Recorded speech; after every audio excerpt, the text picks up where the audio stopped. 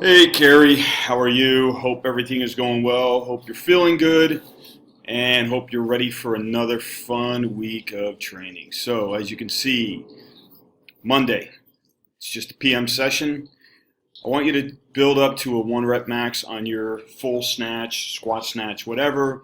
Make sure you do a lot of prep work, mobility work, whatever you need to do for your shoulder. Unfortunately, I can't be there to kind of help you, but you really, really need to focus on your movement patterns and especially on a full snatch and making sure those shoulders and hips and everything is nice and loose, especially your ankle mobility, which you probably already do, but I'm just, I just have to say it.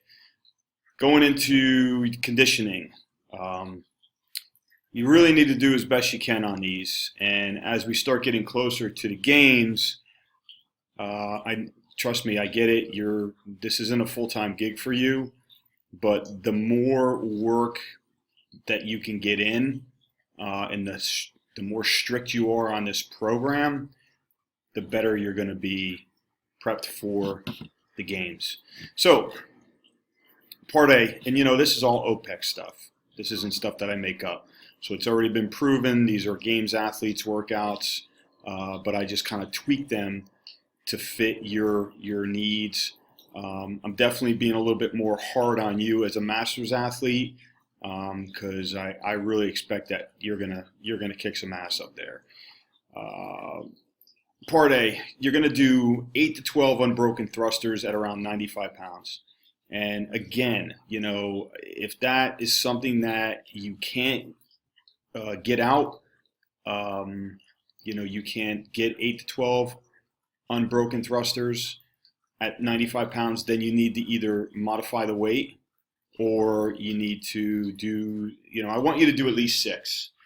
So once you're finished doing those unbroken, you're going to basically just look at the clock and 1 minute later, you're going to repeat it. You're going to do that 4 times. And then on your last round, you're going to wait 5 minutes and then you're going to move on to part B. Now, this is really important to you because, muscle ups is going to be one of your weaknesses, obviously. And again, I won't, I don't know how your shoulder is going to be holding up on this. This is something that you need to be smart about because the last thing we want to do is get you injured before you make it to the games. I'd rather you back off on some of these, train smart. So I want you to do two muscle ups, pretty much every two muscle ups, and then you rest for 2 minutes, and then you're going to repeat that 4 times. So if you're missing, that's fine. But in a perfect world, you're going to hit two in a row, take a 2 minute break, and you're going to do that 4 times. You really need to focus on, once you hit your first muscle up, man, your second one should be easier actually. You just need to know how to push off and get that really good kip and then swing up and swing that head forward and get into that dip position and you're there. Like I say, count misses as a rep. So if you get up there, you miss the first one, take a second or two, go ahead and do a second attempt. If you hit it or miss it, doesn't matter. Then you're going to rest 2 minutes. After you do your 4 times at two muscle ups, you're going to rest exactly 10 minutes. If you go 30 seconds over or whatever, no big deal.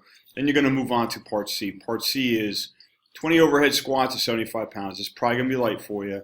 I'd love to see you do unbroken.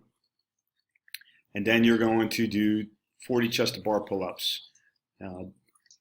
That's it. Try to hit some, you're going to have to feel this out because the bottom line is something like this is probably going to end up coming up in the games.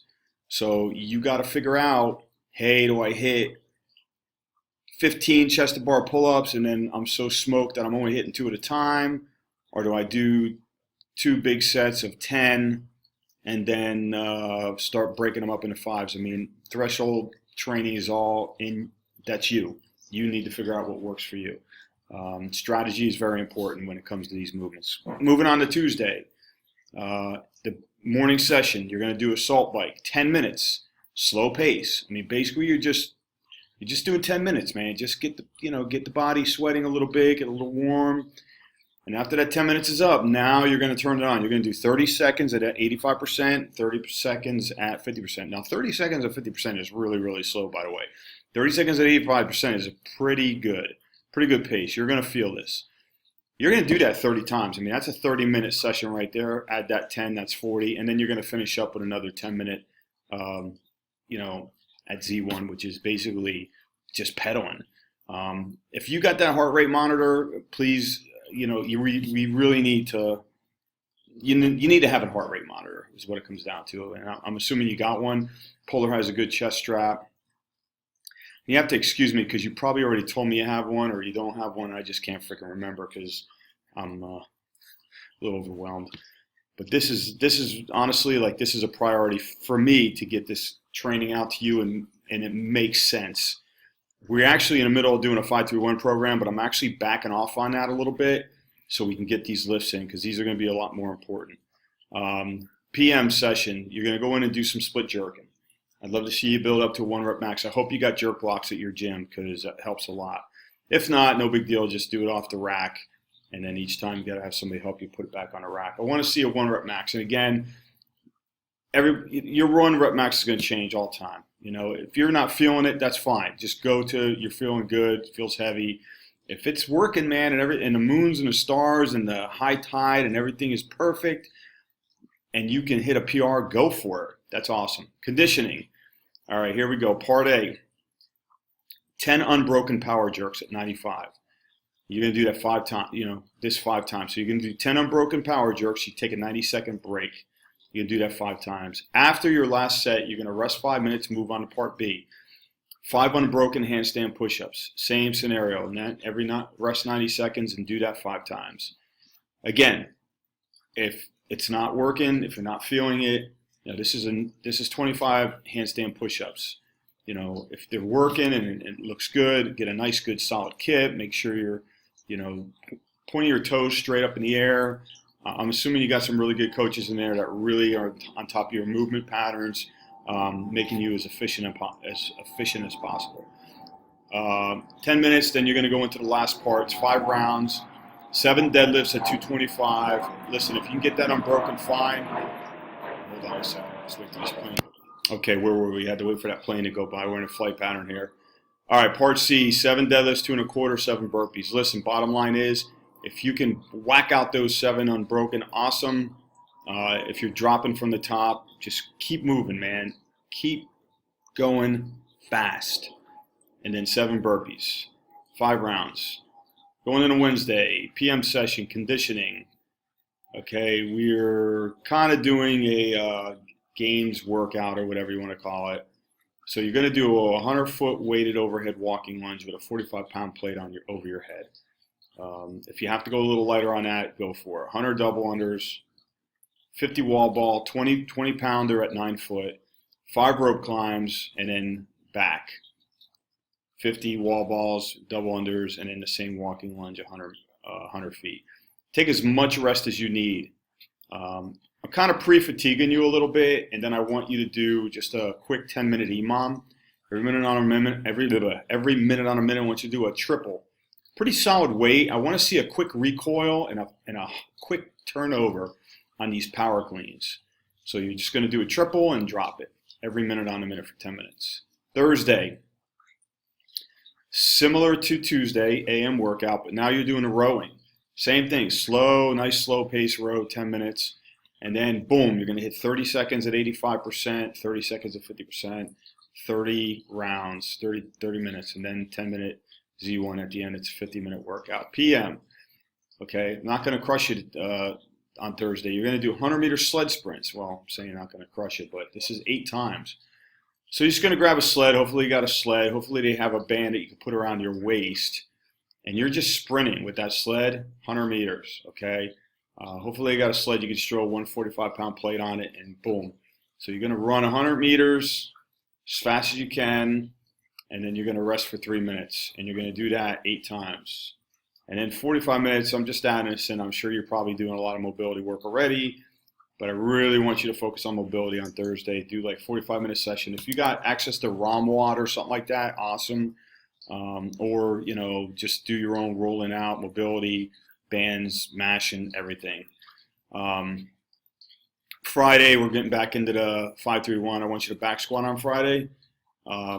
It's going to, you're pretty much going up to a top weight, 95% at max. I'm hoping you can get at least, 3 or 4 on this. That would be awesome.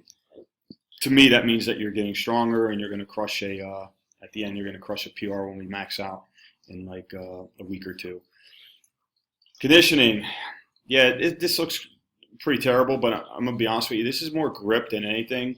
It's 100 swings with a 70-pound kettlebell. Okay. Again, you got to be smart, break them up as needed. It's more grip than anything. When you're doing your Russian swing at the top end, loosen your grip. And then at the bottom, obviously you're going to have to tighten up so you don't drop the bell at the bottom. But this is about being smart and not death gripping it the entire time. And at the top, you're going to kind of loosen your grip and then relax, and then it's going to swing down. I'm a big fan of the IKFF, the way of swinging, and it's more, it's not necessarily like a hip snap, a hard, like, what do you call it, the hard style, like RKC. It's more like almost, I don't know, it's hard to explain, but it's IKFF. If you look it up, it shows you it's almost like a pendulum. I'm not saying it right, but you're almost like breakdancing when you're doing the swings. It's a lot easier. As soon as you get done with this, you're going to move into 3 rounds, 20 glute ham sit-ups, 10 squat snatch at 65 pounds. So there's 5 days of training in here. Okay, I got it through Monday through Friday. If you need to take a day off in between and you want to do, 3 days on, 1 day off, 2 days on, that's fine. If you can bang this out in 5 days and then maybe take the weekend off. Again, the recovery part, I cannot see you. I don't know how you're reacting. You're going to have to give me some feedback. Tell me how you feel. I know your shoulder is the #1 priority right now. Also, send me and let me know if you have access to a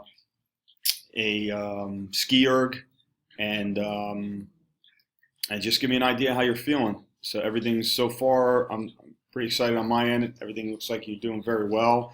Awesome job hitting a PR on the clean.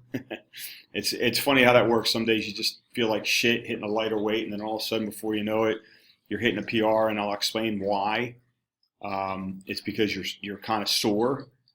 It's kind of like a super compensation type of thing, like you're kind of banged up, but at the same time, since you're sore, you kind of resort back to technique instead of just muscling it up.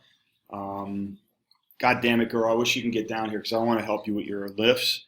I mean, not that you're doing bad, but there's definitely some things that we can fix that will help you a lot, get a lot more efficient on your lifts. So anyway, I hope you have a good week and talk to you soon.